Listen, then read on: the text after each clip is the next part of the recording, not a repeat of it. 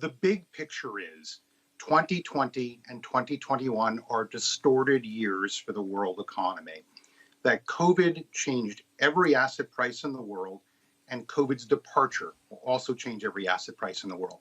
I think the current market context we have to think about, as we have expected and we have seen really fantastic news on vaccines since the early part of November, is that about 1/3 of the dispersion that's been driven by COVID, knocking down half of our equity markets, boosting the other half with the policy response, that about 1/3 of that dispersion is already closed.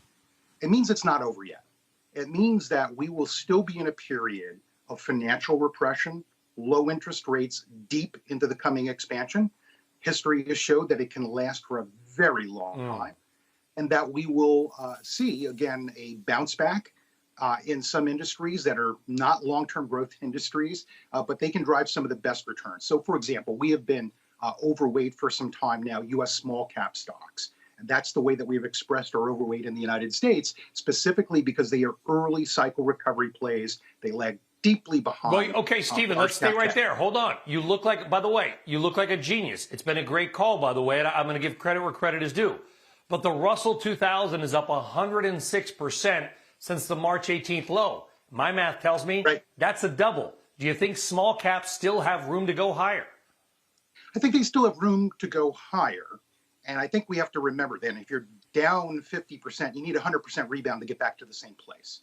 That what we've had in large cap tech, for example, and I'm not going to be too hard on it because I don't think we're going into a tech downturn, but it is expanded way beyond the initial level that it achieved when COVID began. It was the solution to COVID. So I think you have further to go in catching up in small cap equities around the world, but it is the rest of the world, right, which has lacked the tech component that has more to gain from a rebound from the world adjusting and getting past COVID.